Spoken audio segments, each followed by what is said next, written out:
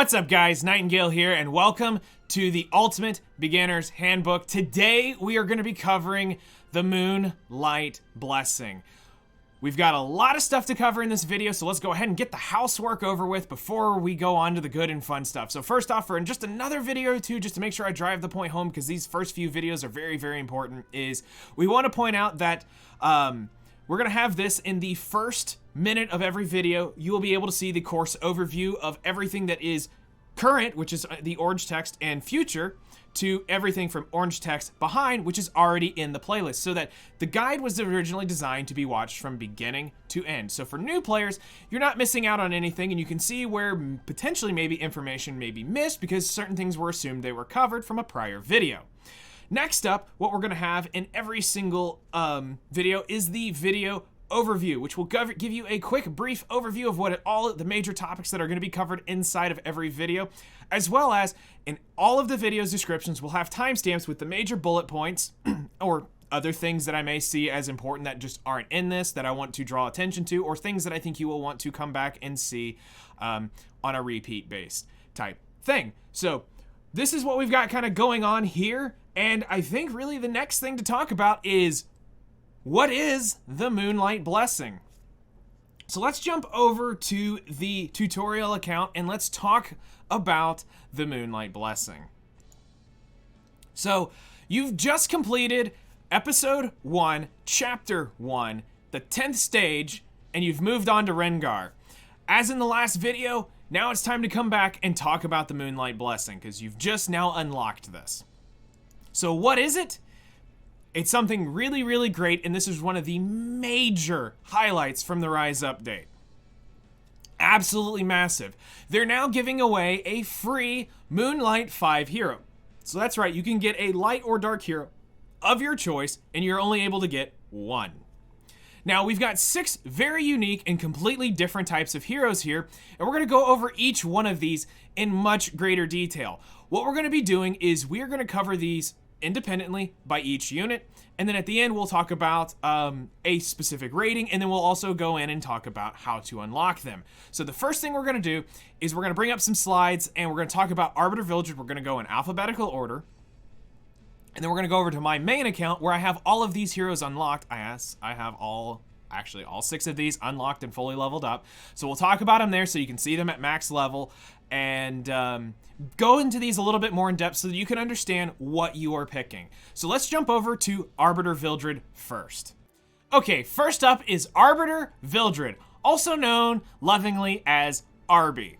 So what we want to talk about here is we've got a couple different slides to talk to you about an overview of who Arby is, and then we're going to talk to you about it in much greater detail inside my actual account. So for the basic PvE concepts for him, he's really just an AoE farmer, is really what it comes down to. He's great at that. You can use him in Holo Trials because there are times where the Thief class is a increased damage. So I, for a long time, used him in there and actually had really good results as far as damage. I've used him a good bit. Once we unlocked him, I used him quite a bit inside of the Abyss. Abyss is a challenging mode. Now, here's the thing when we talk about Abyss, and we're going to probably mention this on every single one in case you skip these specific heroes, is Abyss, everything is always subject to change, because here's the thing.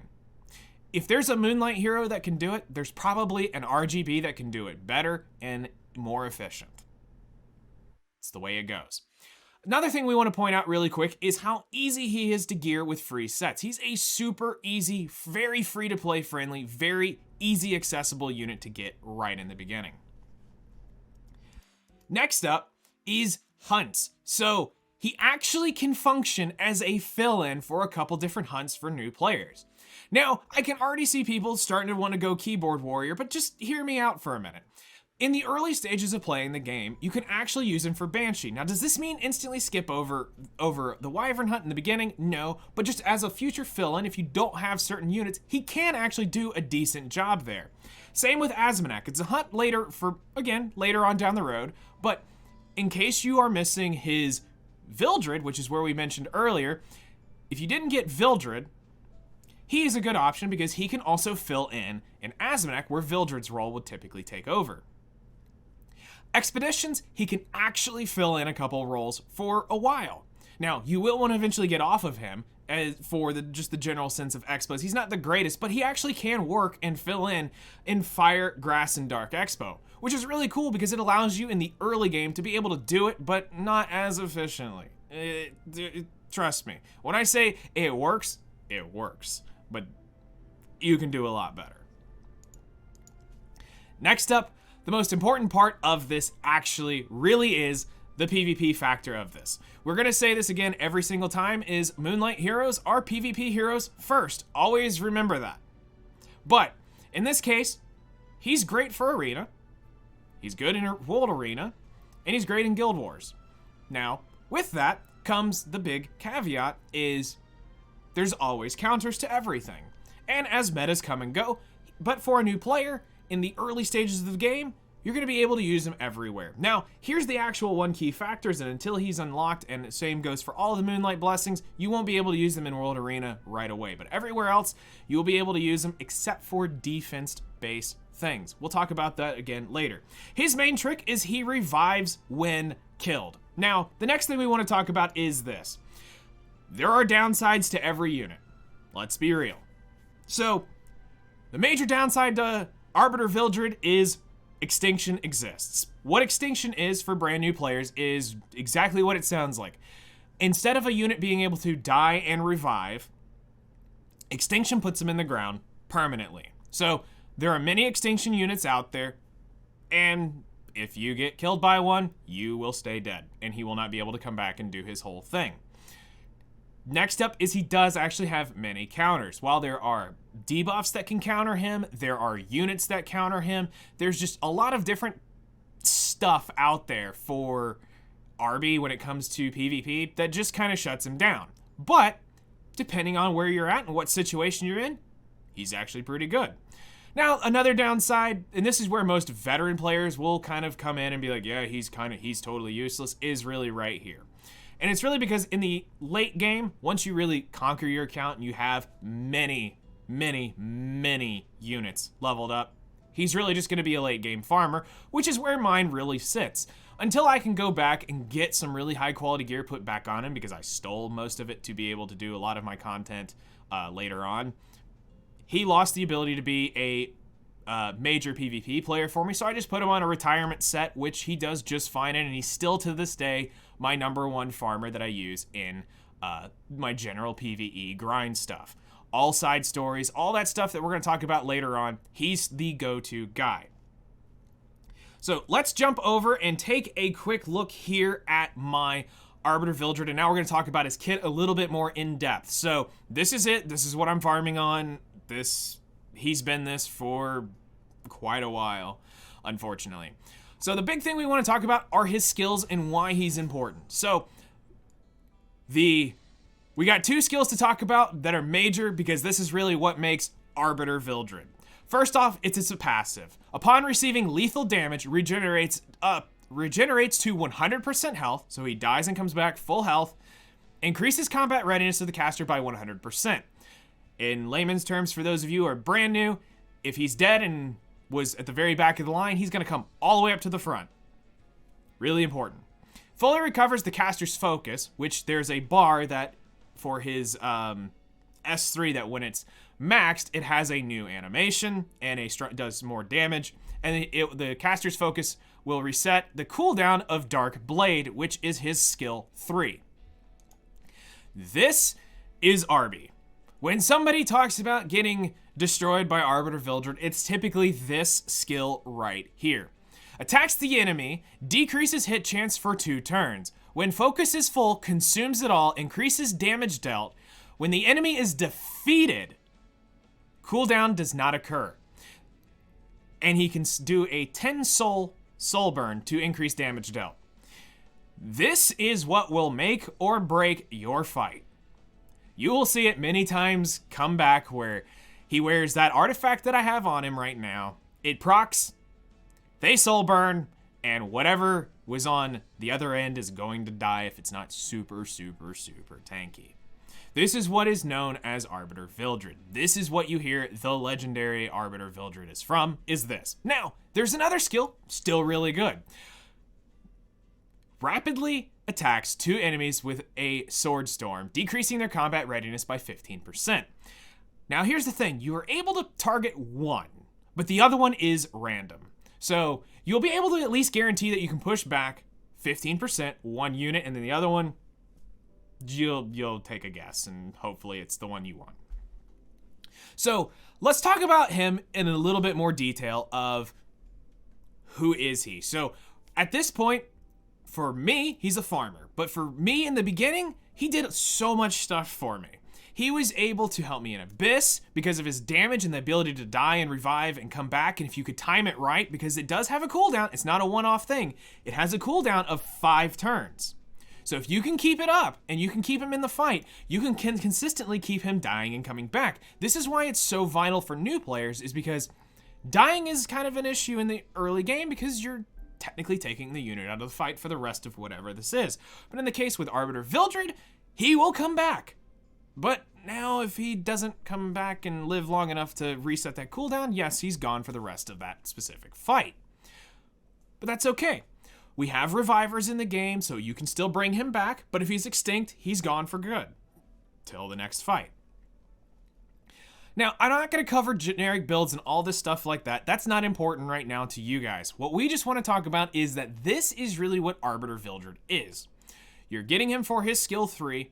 This is what makes him also a very good farmer, because in lower level stages, you can kill and keep killing up to the boss phase with this skill. So it'll constantly stay off cooldown and allowing you to use it every single time. It's quite powerful when you think about it that way. Now, a lot of people will argue whether or not his value is still here. To me, I find a lot of value, and I still totally recommend Arbiter Vildred. They're all great. Some of them are going to be gear-based, and some of them won't be. So let's jump on to our next one, Dark Corvus. Dark Corvus. So here we go. Dark Corvus is a very interesting Dark Warrior, and actually a really interesting pick for the Moonlight Blessing. He's a incredible Dark Warrior. He's actually quite terrifying when we actually break this down. But let's talk about it from, again, the beginner's perspective and from where you're going to be. The basic PvE. Now, he's no AoE unit, so is he great for farming? No. But he is a really good single-target DPS. An exceptionally good single-target DPS. You can technically use him in Abyss, and we should probably say this for most everything. Just remember, these are PvP units first, so naturally, wherever this is, you understand that situationally, it can be good. Not saying he's going to be able to clear every single floor, just like any of these units, but in general, he's a very good DPS. That's what he is. Now, this is really, really good news for you. He's very easy to gear with the new free set, which we'll be showing some of this stuff off here in a little bit. Next is he's definitely not used in any hunts or expeditions, and so really, if you're basically using him, it's for single target stuff, for just your generic PvE. Once he's Fin Friendship 10, you're probably not farming with him, but as an early game carry, he's doing damage, but he provides no value to you for expeditions and hunts. He's not that type of unit. But, again, PvP first. He's definitely good for Arena in the early stages for where you'll be at.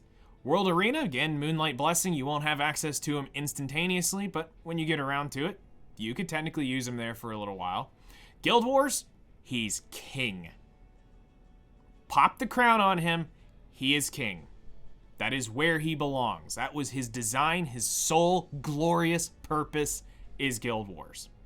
Now, there's a couple things we want to talk about here, because this is unique to him for the Blessing. Not specifically because he's in the Blessing, but for all the units in here, this is 2 very unique points to point out. He's an extinction unit.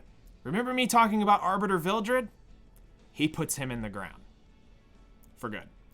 And his skill 3, 100% penetrates defense. Meaning the defense stat in this game, which we'll talk about later, he completely ignores that stat. And he hits you for straight HP value. He's the only unit in the Blessing that does this.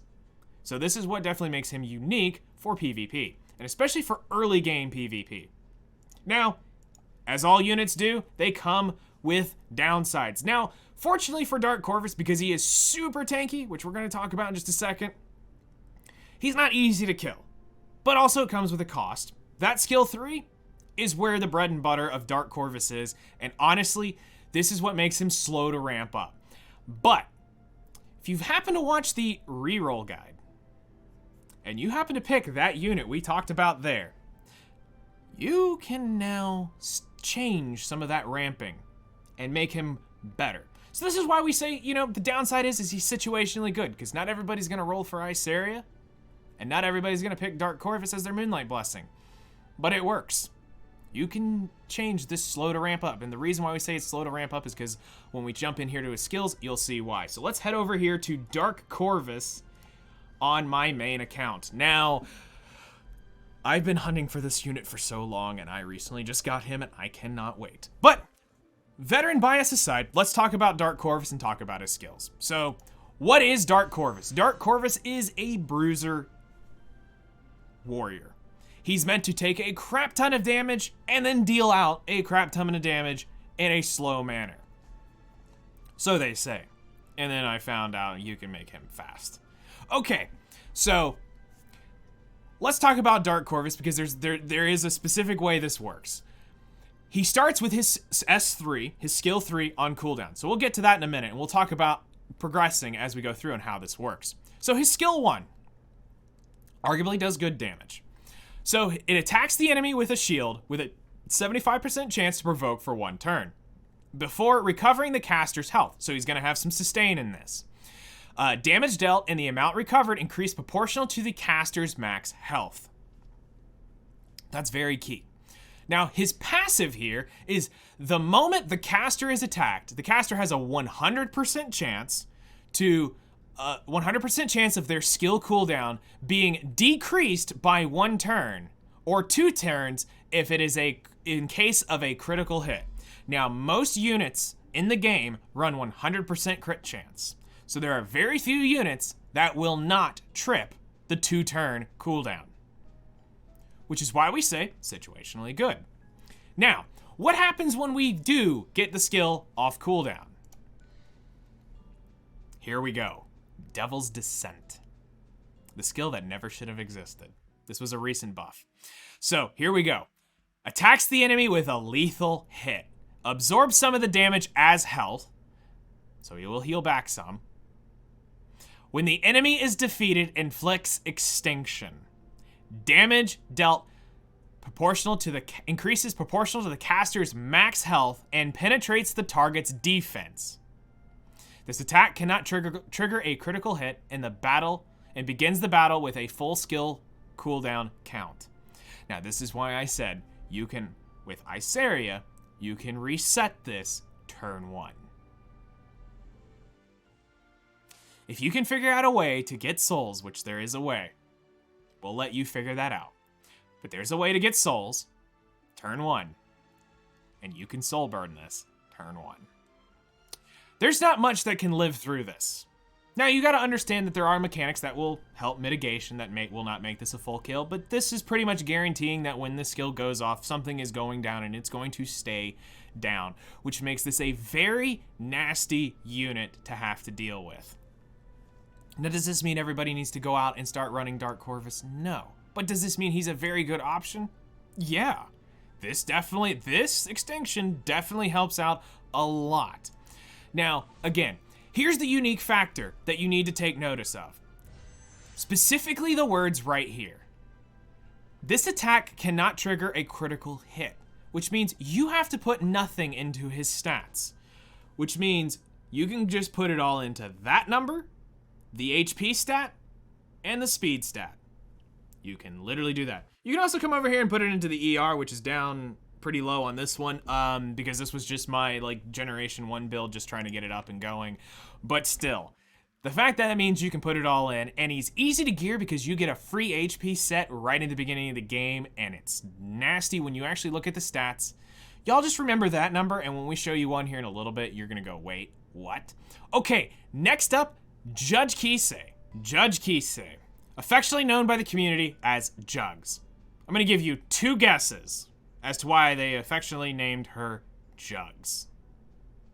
Okay, moving on.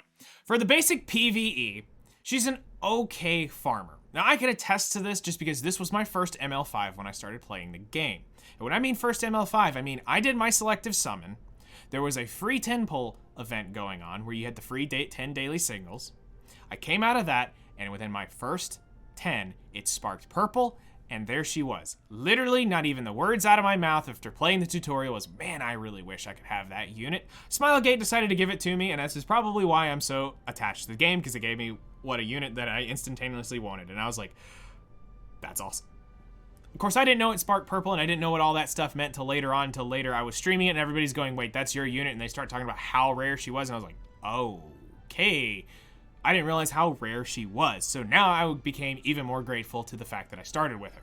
You can technically use her in Abyss, and her kit will allow for that to be kind of advantageous depending on where you're at. But is she best for everything there? No. And again, with all things being said, technically, she's a PvP unit first, and technically there's probably an RGB that does her job and better depending on what and where you are. Something to point out is that she's okay with the free attack sets that you're going to be getting from the hunt events. So as far as gearing, it'll work and it'll function for her, but is it ideal or is it best? No, but at least it gets you started with her if you do want to pick her as your blessing unit. Now, next up, she doesn't have really any viability when it comes to hunts or expeditions. Unfortunately, it's just not that type of unit. Again, she's really a PvP unit, which brings us to PvP. So you will see her in Arena, World Arena, and Guild Wars. Now, specifically again for World Arena, you won't be able to have access to using her there until she's completely and fully unlocked, but you will see her there. Now, her big trick here is the fact that her skill 3 increases skill cooldown with her S3. Now, we'll talk about that in a little bit more when we jump into her skills, but we got one other thing to talk about, and that's really her downsides. As all units have them, her big one is she's situationally good. Now, what I mean by this is depending on meta and depending on how she's geared will depend on how well she ends up performing. So, you can't blame a poor built Jugs on how she should be performing. It doesn't mean the unit's bad or good. It depends on the meta. It depends on the comp that you took it in. It depends on your gear. Will all determine how she will end up performing. So she's situationally good. She actually needs really high quality gear to actually be good. And that's the different builds that she has will determine which spectrum of good she is on. A lot of people used to cleave with her back in the day. That one's not really as popular right now. People are using her as a debuffer with the current thing. And that really comes up to where her kit is now. It's outdated. And this is even post-buff. She just recently had a balance patch, and this is where her kit just feels outdated when you start looking at all the new stuff that's coming out or other buffs that they've given ML5s. So we're hoping that she is going to come around and get a buff, but does it mean the unit's bad? No, not a single one of these units are actually bad. Please don't ever take it that way. Just, this kit is outdated. So let's jump in and actually talk about Judge Kise on the account and go over the skills and kind of cover some stuff about her. So, as you can see, I don't have her built at all. This is just holding gear, random gear that I have on my account. And actually, I think this was from Ancient Inheritance is why this is on here. So her skills, we're going to cover from the big important skill to the non-important skill. Or, well, not as important. But her big trick is this. Wave of Light attacks all enemies by distorting space and time. Before an 80% chance, not 100, but 80% chance each to dispel one buff. So it's not just 80 across the board, it checks each one of the units. That's what you're after. And then dispels one buff, increasing skill cooldown 3 times by 1 turn. So, what this is basically saying is you will increase skill cooldown in a checks of 3. So it will cycle it once, cycle it twice, cycle it 3 times. And you can potentially extend it by 3, or you can extend it by 1 if it resists. So it has a check. And it'll grant her skill nullifier, which is basically a thing that is protection for 1 turn until it's hit. So any damage that's received is void. to the caster, and then damage dealt increased with more enemies. Basically what it's saying is if there's 4 enemies on the field, the skill does more than it does if it has 1 enemy on the field. Kind of a weird multiplier, but it is what it is. Next up is her S2, End of Evil. Attacks all enemies with a scythe, decreasing hit chance for 1 turn. Now this feels a little weird to me just because of, I'm used to this having the soul burn, but it's not. It's now on the S3. But for me, these 2 skills did decent, and this was why we say she's an okay farmer. She's got 2 out of her 3 skills are technically AoE. But do they do a ton of damage? No. Now, her S1 is pretty good for PvE. Attacks the enemy with a scythe with a 35, I think it's actually 50% chance to decrease defense for 2 turns. While this will help you out, especially depending on where you're at, this can help with getting through defense, killing certain boss things in certain stages or certain fights a little bit easier. So that's always a value to have, but don't bank on this if you're counting on this to win. This won't be your win condition. So as far as she's concerned, I would say, with my experiences, people do her job better, depending on what you're trying to do. But does this mean she's technically a bad unit? Not necessarily. When we get into talking about Judge Kise, there's 2 kind of philosophies. Are you trying to do tons of damage with her, or are you trying to use her as that debuffer type unit? So it really comes down to where your philosophy is at and what are you wanting to do. So next up, let's move on to Martial Artist Ken. Martial Artist Ken, also known as ML Ken. Keep it simple. Now, when it comes to PvE, this one's kind of a stretch, but theoretically, you can use him in Abyss. Might not be for every stage, might be only for 1 stage, but in theory, you can technically use him, and he might help you out if you do decide to do this. But I'm not sure how the results are going to work because of just a lot of stuff. He's really not a PvE unit, thus representing through, as we move to the next slide, which is, yeah, he's not good for hunts and he's not good for expeditions. He's not that type of unit. But what is he? He's a PvP unit, and he's a monster of one. He really is. You'll see him in World Arena, and Guild Wars. Now, remember that Moonlight Blessings you can't use until they're fully unlocked. Now, something else to say here is he's got a very unique ability, and that is he counters on a critical, has a 100% to counter on a critical hit. His passive also allows him to just counter in general, but with a critical hit, it's a 100% chance to counter, which is terrifying. So, with that, he does have some downsides. So he is situationally good, because I guarantee you somebody's like, well, this unit will instantly blow him up, or this unit exists, which makes him absolutely not unit, or absolutely useless. You're correct. That does happen. That is true. But when it comes down to it, situationally good, meaning when you have full control over where to put him and what is going on and you know what will or will not counter him, then that's the time to make him shine. A lot of players right now don't understand his kit and will let him through because they just have forgotten of what he can do. Or they think because they've heard how bad he is, they let him through. But here's where the real catch comes.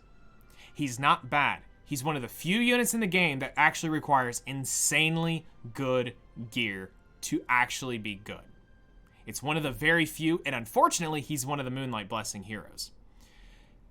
And then another thing that kind of hurts him, which there aren't many, but there's a few units out there that just can't be countered with certain skills, which loses a lot of his value because they can go right through him. And it's like it doesn't exist. So the last caveat is, again, he's just a PvP unit. So let's go in and talk to you about Ken in general on my main account. Now, my Ken is very well built. So I can tell you from experience that I know where and where not he can work. You just have to be smart where you drop him. You can't drop him into anything. You have to be very careful. And I use him actually a lot in Guild Wars. That's where I honestly end up using him. So let's talk about his skills. So first up is Knockout. Knockout batters the enemy with a 75% chance to decrease attack for 1 turn. It's simple as that. This is what you'll see most of the time with your kin. Now, this is probably the best part of what makes Martial Artist Kin, is this passive. So, increases effect resistance by 30%. Just outright 30% increase. Now, has a 30% chance to counterattack when attacked. Just outright, no matter what goes on, he has a 30% chance to counterattack. With a 100% chance to counterattack with Dragon Flame after suffering a critical hit. Now, the Dragon Flame skill makes a critical hit, so therefore he does not need crit chance. It will always crit if this has been triggered. Will make a critical hit, dealing damage proportional to the caster's lost health when Coming of Asura is available according to the cooldown count, increases combat readiness of the caster by 25%. This attack receives effects that are applied to the basic skill.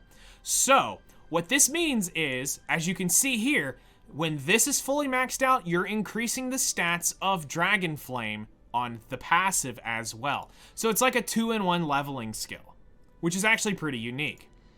Now, the third part of MLK, his skill 3, the Coming of Asura, attacks the enemy with a powerful ground pound with a 65, 80% chance to decrease defense for 2 turns, increases attack of the caster for 2 turns. After a successful attack will always result in a critical hit, which is meaning why he does not need critical hit on his kit. Now, for me, it's just been about balancing molas. This is something I plan on finishing off, so don't take this as a build or anything like that. This is just me trying to get around to getting the resources to do this and make it worth. So, here's why we say Ken needs this is why some people say Ken needs a buff, is because they don't want the gear investment. They want an easy reach. They want something to have instantaneously. And to drive this point home, I need to show you mine. Ken does not work without a build very similar to this. He needs the lifesteal from Sigurd's Scythe, he needs the lifesteal from the actual set, and he needs a lot of effect resistance. That's right, that is 230.5 effect resistance. He needs every single bit of that.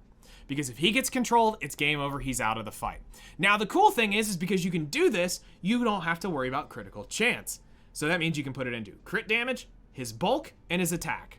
Those are the only stats that he actually needs, and this is what people don't understand with ML Ken. He's not bad. You're just taking him into the wrong fights, or you don't have him built to the quality you need him to be built at in order to be good. If it's not near this, he's garbage, unfortunately. It really comes down to a gear issue with him. And he's honestly one of the few units I'm okay with actually having that kind of skill cap revolving around his kit. I'm okay with some units actually needing to have very specific builds to be functional and scary and terrifying at that.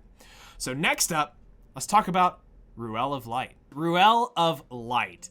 So with Ruele, she's really not a PvE unit, but we're more looking at her for a longer term investment. Now, she's arguably one of the best Soul Weavers in the game. Literally probably the best Soul Weaver in the game. She has the best revive, hands down. But technically, when it comes to the PvE content, Tamarin is better for that. But when it comes to things like Abyss, that heal can be very, very, very vital. Now, one thing that I was really astounded with is actually how easy she is to gear. With that new free HP set, she's actually a very easy to gear unit, which makes it a big, big help to you as a new player starting off. You can get something built and really well geared that early on. So, continuing on, she's definitely not a hunt unit. She's definitely not an expedition unit. You won't see her in any of that type of content. But what is she? She's definitely a PvP healer. And again, the best one of them. You'll see her in Arena, you'll see her in World Arena, and you'll see her in Guild Wars. This is one of the best, and I cannot stress this enough. This is one of the best currently healers in the game. So, also, she has the best, and as the the big key thing here is her revive is the best in the game. It's the only full heal, full protection revive in the game. Everything else is percentage healing or based off of your stats or just an X% or just brings you back to life. 1 HP. There are units that do that. So in terms of reviving, this is the best one out there. And you can get her for free, which is really, really good. But remember, this is a PvP unit first. So you're getting this one for a long-term investment if you're going to go into Ruele. Now, there are some downsides to Ruele. As with all units, there is downsides. Extinction exists. So that will keep units in the grave for good no matter what. Her revive can't bring people back. Once they are extinct, they're gone for good. And another downside is there's slightly a skill cap here because you have to really understand how Ruele works to be able to utilize her skills properly. Because if you just happen to go through and use her skills without understanding where and when to use them, that can make you think this unit is a lot worse than she really is. So when playing with Ruele, you really have to be on top of your game to understand where and how to use her. And then again, the other downside is she's really just a PvP unit, but you can technically get away with some PvE content, but that doesn't take away with what her value is. So let's jump over to the to my main account and talk about Ruele. So this is my current Ruele, and yes, that is definitely counter and that is definitely resist. This is not your average Ruele. I use her all the time. So let's talk about Ruele and go into her skills, then we'll talk a little bit about her. So attacks the enemy with a staff before healing the ally with the lowest health. Damage dealt increases proportional to the caster's max health. Amount recovered increased proportional to the ally's max health. The soul burning here attacks the enemy before greatly healing all allies and does not trigger a dual attack. Now, this seems a little weird, but this heal is actually a significant heal when it's been soul burned, and that's why they don't want it triggering a dual attack, because that's a little cheap if you're able to get that big heal and trigger a dual attack. But let's be real, they could get rid of that little sentence now, and with what all is existing in the game, this is the least of your worries. But it's old, it's still how it works, it's good. So next up is her actual pretty decent heal. Light Pillar. Summons a pillar of light, dispelling all debuffs from an ally before recovering their health, granting them a barrier for 2 turns. The amount recovered and barrier strength increase proportional to the caster's max health.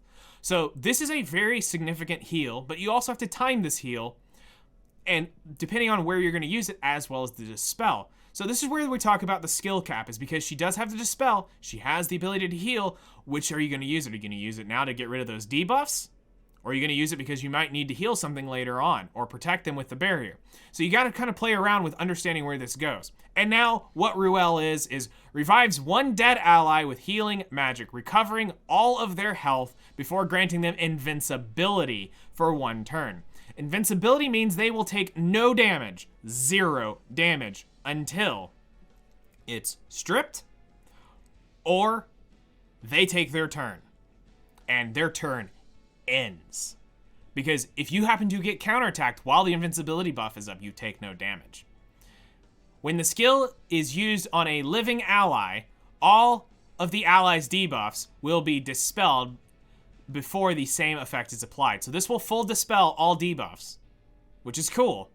So it gives her the ability that, this is why we say there's a skill cap here. Do you let them die and bring them back, or do you use this beforehand and protect them? There's a lot of really good stuff here, and you've got to understand where to use this. Because 4 turns, once you use this, feels like an eternity, because you're now counting down going, please don't die. It's one of those moments you'll understand, and if you do pick her up, you'll understand that feeling later on when you're going, okay, I've used this, I now can't revive her, and sometimes you have to make the call to use this on her, stall the fight out, and bring him back on the next time this comes up, but you've got to be able to protect her. It's a whole lot of mind games, which is why we say she has kind of a high skill cap on being able to use these 3. Now, the thing with Ruele is, she's a cool unit. She's one of the few Soul Weavers in the game that can do full revive. Just outright full revive. Now, that doesn't mean she's the only reviver in the game, but she's the only one who will revive you to full health. Very key, very important thing here. Now, with that, when you pick up this unit as your Moonlight Blessing unit, you're going into it knowing you're buying a longer term investment, meaning it's not going to grant you anything because she does no damage. You're knowing that when it comes time for PvP, you have one of the best Soul Weavers in your pocket ready to go. So with Ruele, your mileage may vary, but this is a very good choice for a lot of new players. So let's move on to the next and final unit, Specter Tenebria. Specter Tenebria, also known as Stenny, Spectenny, bunch of other names. Mommy, let's be real. That's what most of you want to call her. All right, so when it comes to basic PvE, she's a good single target DPS. It's really what it comes down to. You can use her in Abyss, and this is where a lot of people try to use this as the guide mark of where her value stands. But remember, all of these Moonlight units, and all Moonlights in general, are PvP units first. So when it comes to her value outside of just the basic PvE needs of grinding and stuff like that, is she actually can be used inside of Azmonak. Now, this is more of a stretch, but because she is a mage, allows her to hold the violin, which is needed for Azmonak hunt. And because of the way her kit works, when we talk about it in a minute, you'll kind of see why we're talking about this. Is because of the way she works, it functions in the hunt as for being able to get rid of a buff that you're going to need to. Now, this is a lot of information for you as a new player, but this is why it's here, is we're really using it as a mage. But again, any mage can hold that, and any mage can do the job equally or better. But in theory, we can technically use her in there, as I had in the early game for me when I was initially farming Azmonak, but then I eventually replaced it with a much better functioning unit for it. She has no viability whatsoever for expeditions. You can force her into some of these, and I mean, when we're talking forced, but then again, RB probably does the job better. But this is why, in theory, she technically has no viability here. But what is she?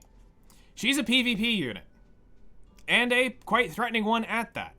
So you'll see her in Arena, you'll see her in World Arena. Again, we're just going to mention every single time is that you won't be able to use it right away until you unlock your Specter Tenebria.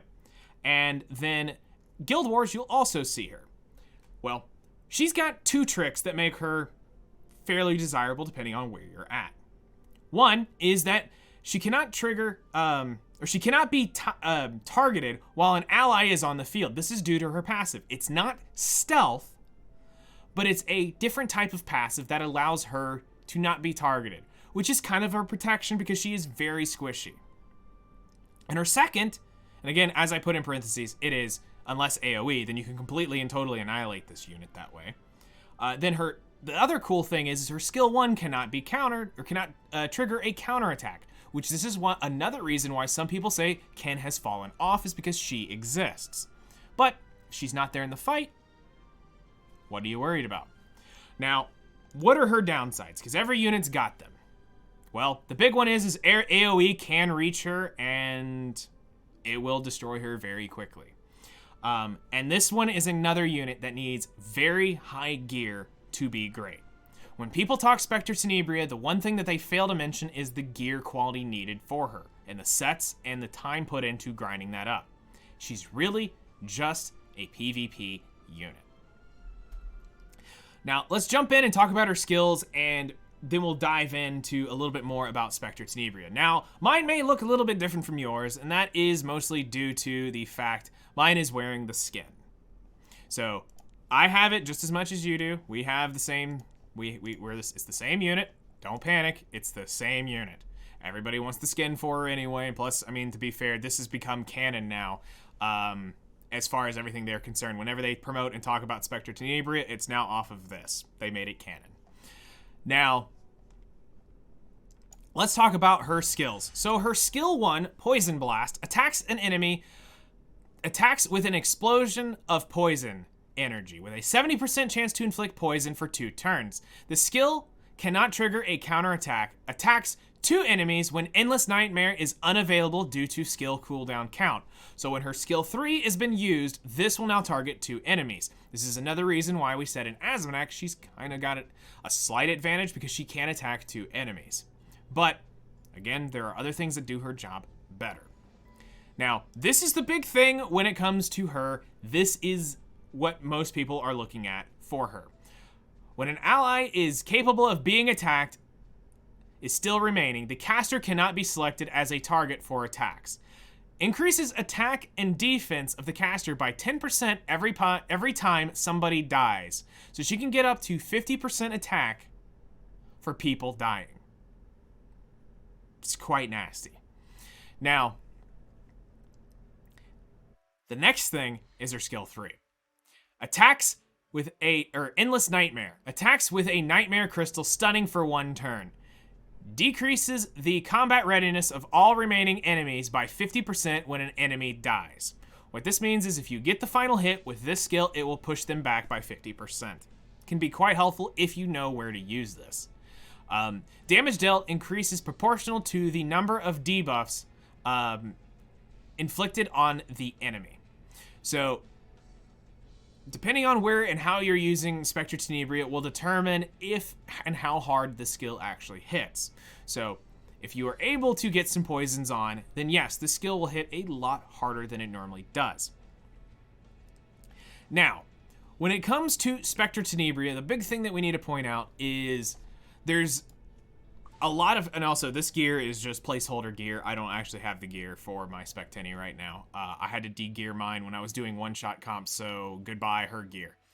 The big thing that we want to talk about is she's very good, but there are other units that do a lot of her job better. And right now with the current meta, she's a less of a pick than some of the others, but she's still a disgusting unit when done right. I've seen all sorts of comps where people have come up with some very interesting ways of playing around with her. There's a lot actually here. She helped me with Abyss, but again, when it comes to Specter Tenebria, she's a PvP unit first. There's probably an RGB that can do the job equal or better depending on what content you're in.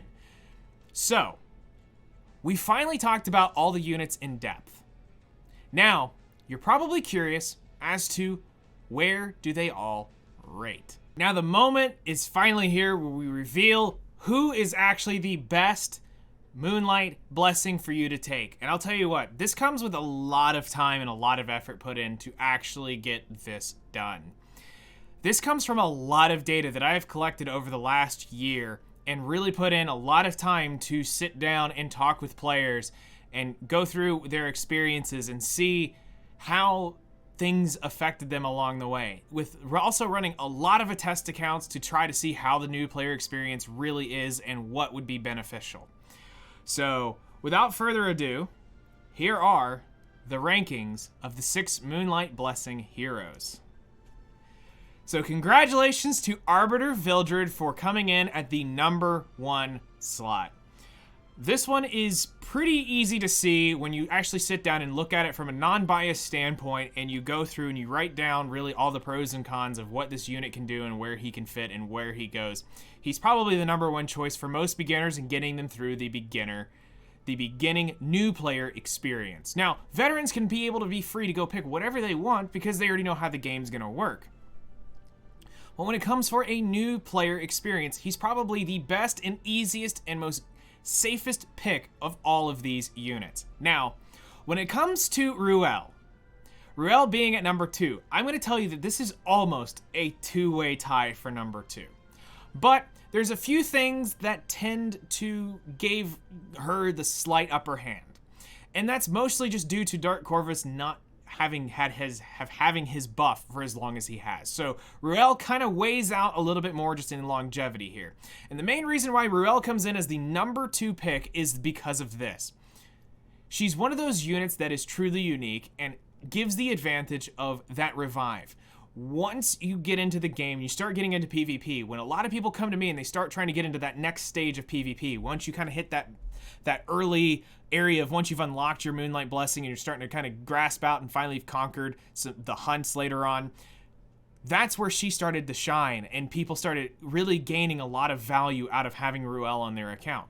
Now, there's many revivers out there, but what Ruele offered was truly something special to their account. Now, the big controversial one here is actually Dark Corvus overturning Specter Tenebria for number 4 to number 3. Dark Corvus, with his recent buff, has gained an immense amount of value in terms of the new player experience, and a lot of it is due to actually how easy it is to gear this unit and then use this unit. Because now with the Iseria as now the main selective summon, you have no excuse to not be able to use that turn 1. Now, will you be able to use this everywhere? No. But where you can use it is going to devastate what you take this into. Now, number 4, a lot of people are going to be hurt about this one, but it's the honest truth. She's fallen off enough, and with the downgrade, it doesn't mean she's a bad unit. It just means she's very situationally good. That's really what this comes down to, is you need to put a lot of gear into her and a lot of time, and then she's only good for one really specific piece of content. And that's really PvP. So therefore, she did have to get D-ranked because of that.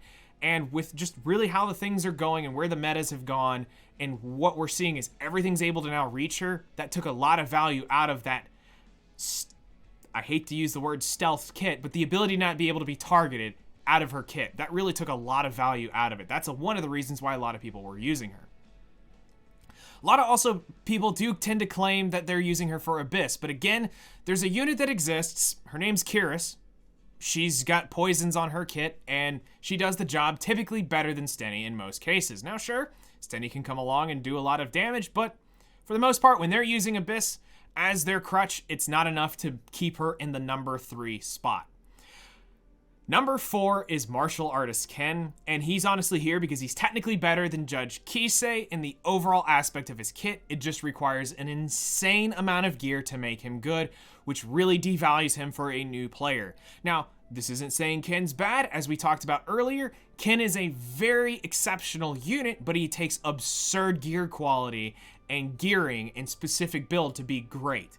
And for a new player, this isn't helping you in your new player experience. And then, unfortunately, as the most painful one for me, personally, this hits me in the feels. Judge Kise is number 6 out of them all. This is the least likely one you need to be picking out of here, because everything else here is significantly better for the new player experience. Arby is fantastic for everything. Ruele is a fantastic unit for your PvE or for your PvP experience once you start getting going in that. Dark Corvus is hands down one of the best Guild War units out there, which is a big factor too in why he's bumped up, because it's going to allow you to earn these commander armbands that we're going to talk about in the next video when we talk about joining a guild. He's a monster going to be able to earn those for you early on. Stenny is going to be very hard to use as a new player in PvP, and that's really in the honest truth. She doesn't have enough in her kit, or in the gears kits that you're going to have access to early on to truly make her thrive.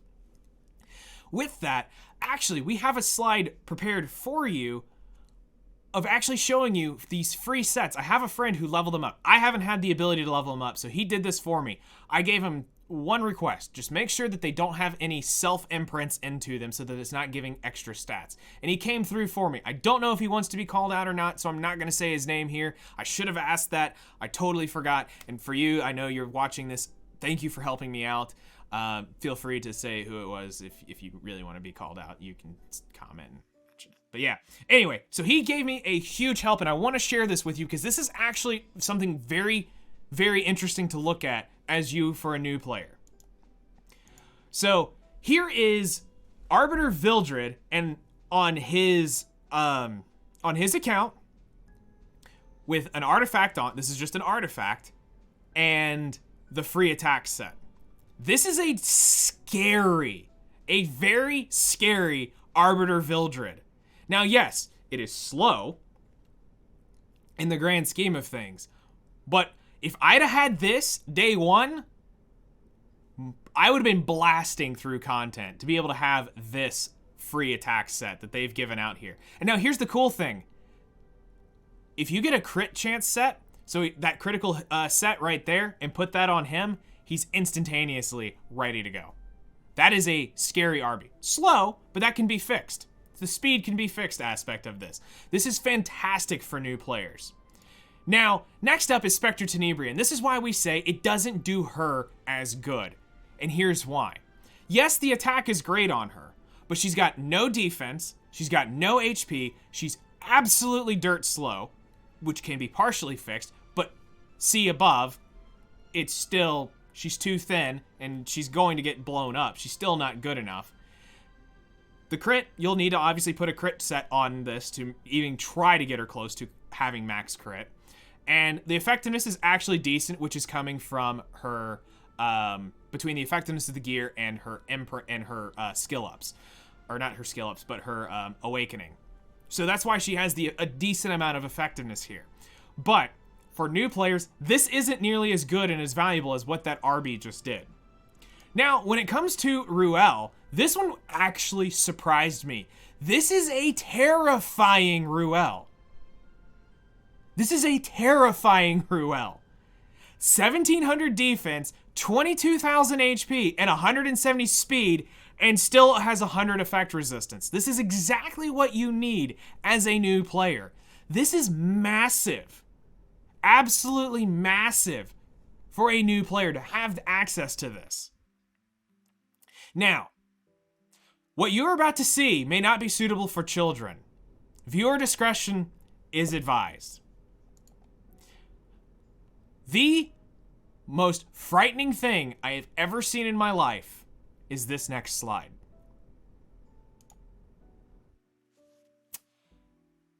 This is that Dark Corvus on that free attack, that same attack set that's on Ruele. This is the same set that's on Ruele. Is now on Dark Corvus. Not imprinted. Not imprinted. And he's still got 28,000 HP and 174 speed with 105 effect resistance and still has 1,400 defense. Remember what I said? Remember mine at 31,000 and 1,200 defense and arguably garbage for ER? This is technically a better Dark Corvus than mine. In theory.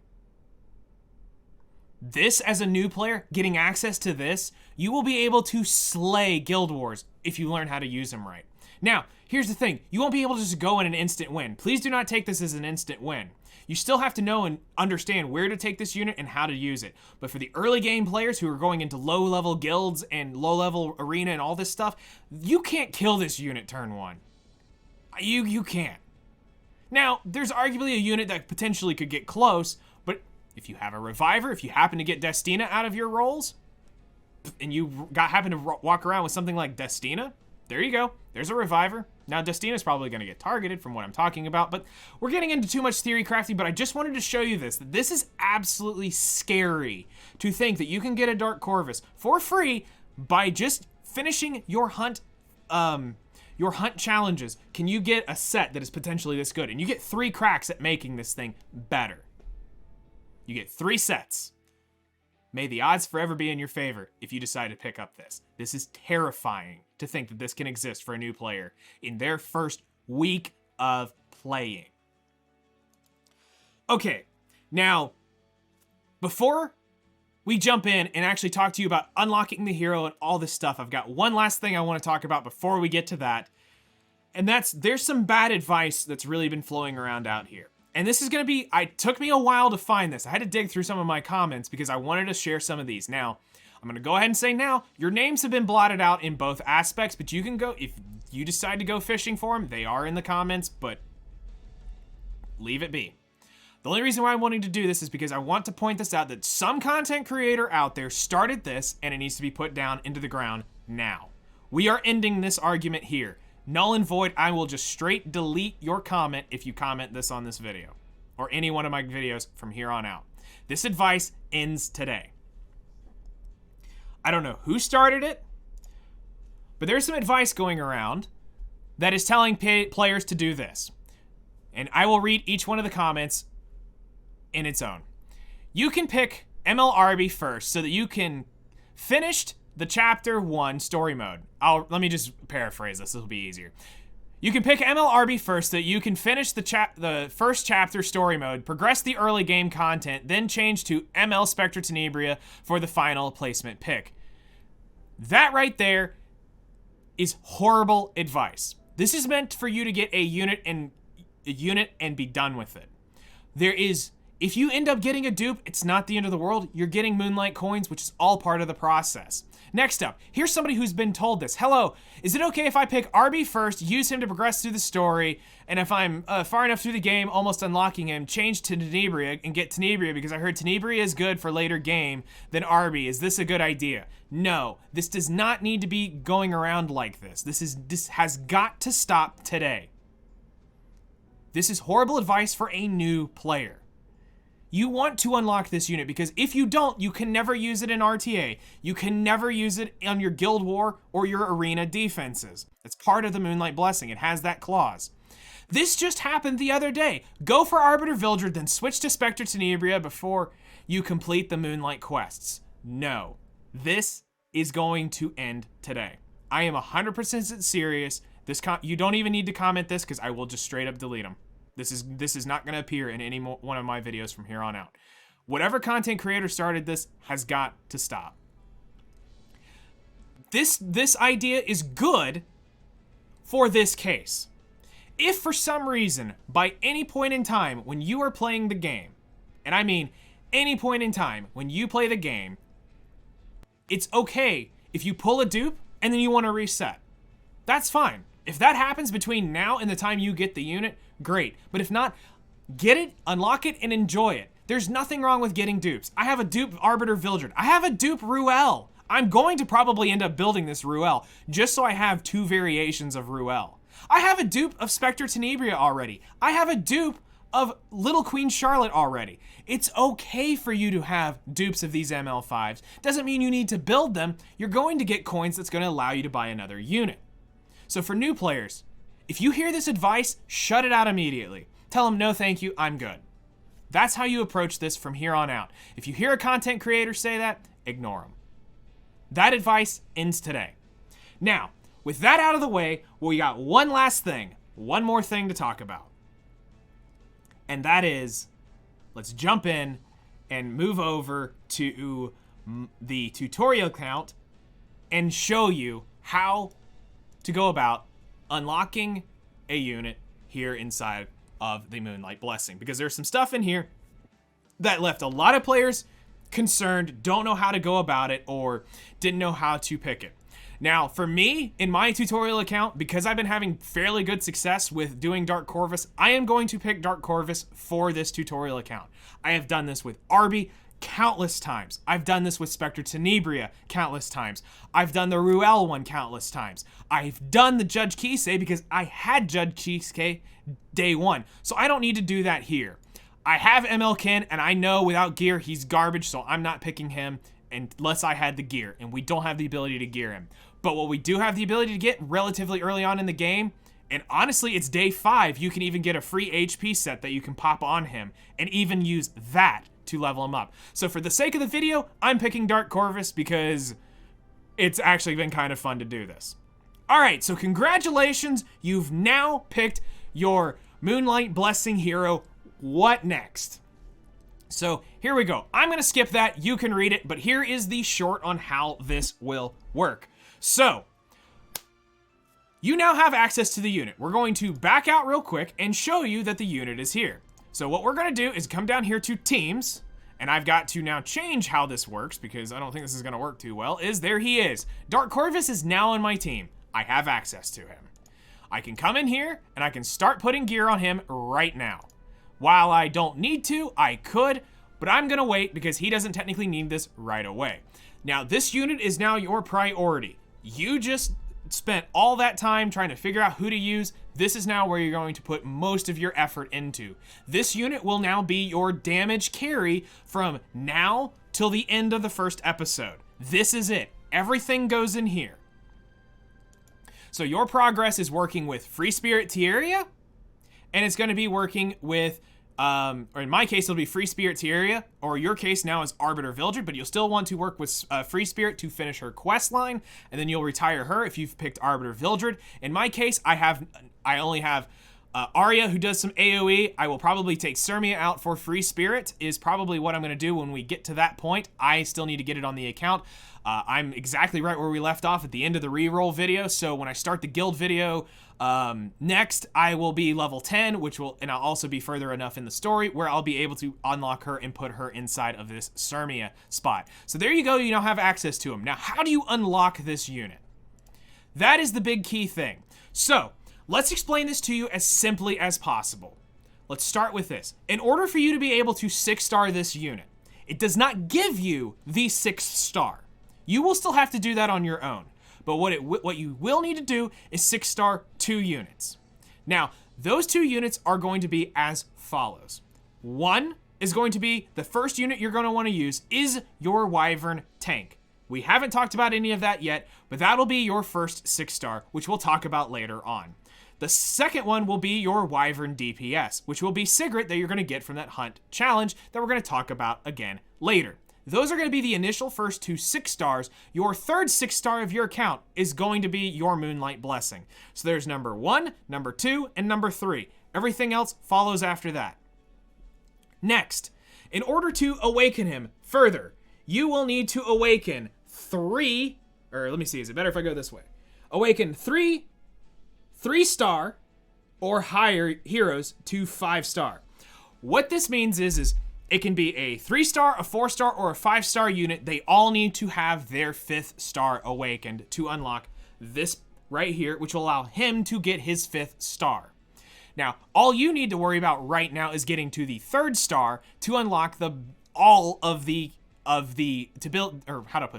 get to the 3rd star so you unlock all of the skill, because the skill has a awakening bonus to it. So whenever you awaken to the 3rd star, it adds a new effect to the skill. In this case, I believe it is the, I want to say it's the extinction to his kit. Let's see here. For his skill up, right now it is, no, it's still got the extinction. We won't be able to skill him up yet, so... And I need to clear episode 210 to be able to get into that. There's something, hold on. I'm gonna pull up my main account so I can look at this. Actually, there was, what is the passive for him in this case? For Arby, it's, I know it's something to do with the, oh, it's the units amount that he can hit. So in the case of Dark Corvus, it was... They both are extinction and they both penetrate. For Dark Corvus, I think it's just damage. I don't think anything actually changed inside of his kit. But in the case of, like, if we go to Arbiter Vildred, there will be something changing. For this, it is the Awakening changes his, I believe it's the hit chant, or the amount that he hits. Yeah, he attacks 2 random enemies.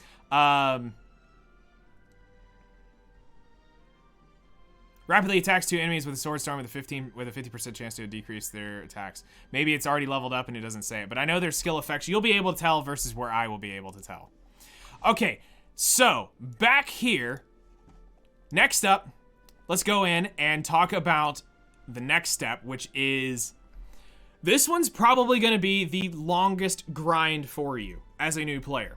Because right now, you've got to go just through episode 1 and beat it.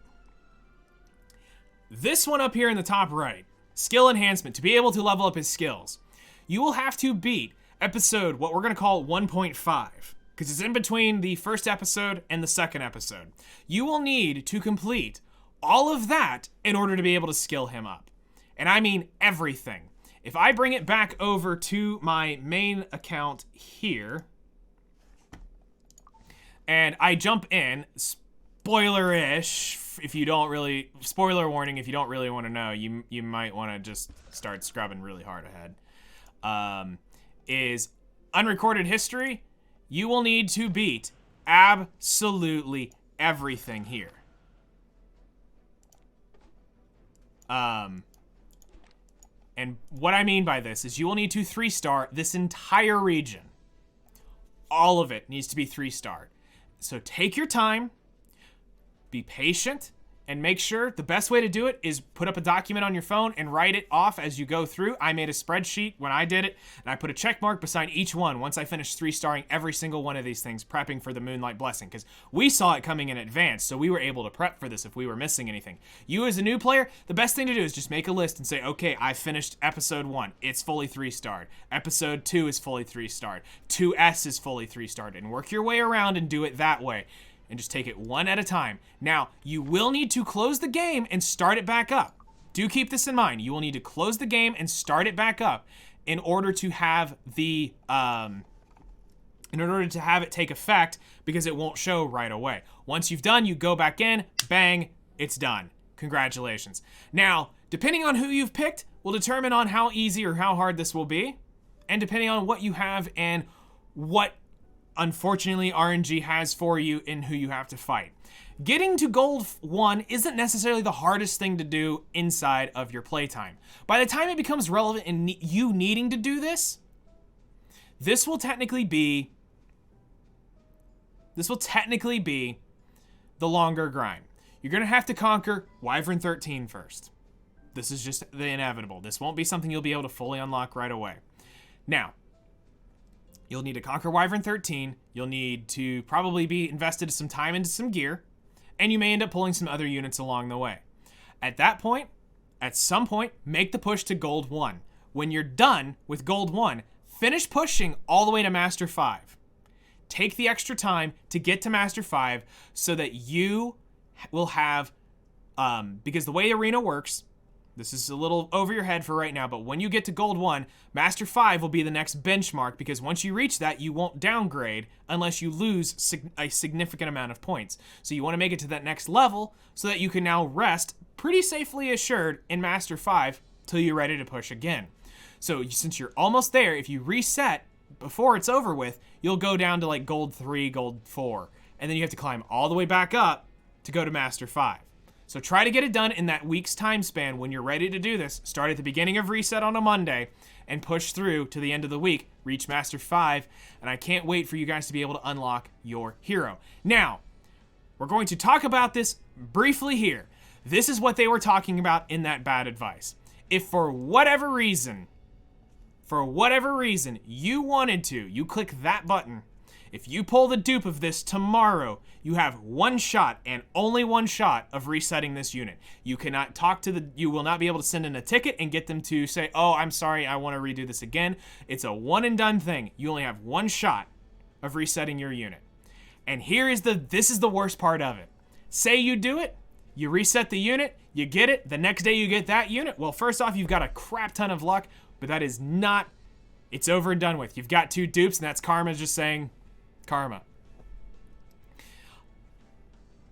You have a lot of work ahead of you, but you've now obtained one of 6 very good units. No matter which one of these units you ended up picking, you have got an amazing unit that will eventually be good now, or it will be amazing later for you. I don't want to say, honestly, that there is a complete wrong answer here. It's just what makes your account and what gives you the most progress early on.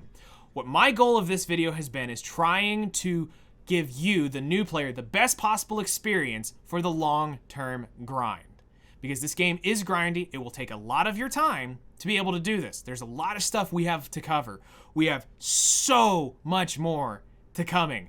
The next big thing is the next video is we're going to teach you how to join a guild and what all about the guild will be coming next. After that, some things may be subject to change, so I'm just going to go ahead and put this in this video.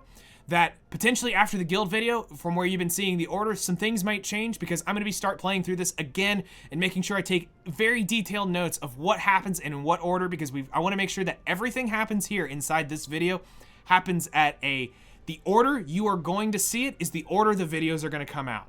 So that no matter, for the new players in the future, you're able to watch this through in a seamless process. To the players that are joining in right now in the early stages of these guides, you're having to, unfortunately, you're probably progressed further than where I am in these guides. But someday, for that new player down in the future, for the future, hi, I hope things are great and things aren't crazy as it is now. We've had a rough time, but hopefully you're doing a lot better now. But seriously, for the future aspects of the game, and for those players, this guide's going to be so helpful for you new players and helping you through your progress. And I really can't wait to see you guys thrive in this game. That's the reason why I'm doing this. I'm not doing this for a view. I'm not doing this to get an extra sub or anything like that. I'm here to help you guys learn the game as efficiently and as best as possible. So thank you guys so much for the support you guys have given me during all of really Epic 7. I couldn't have done this without you guys, and especially for everyone that is joining in here recently. Thank you so much for all your support and coming in and sharing your experiences in the game. I cannot wait to watch you all grow, and seeing you guys pop up in the comments and seeing your progress. It really does make my day when I see a commenter that, 6 months ago was just starting off, and now I'm hearing where they're clearing and what they're able to do. And I'm like, wow, that's amazing to see. And I can't wait for that to be you. So you guys take care, and I'll see you in the next one.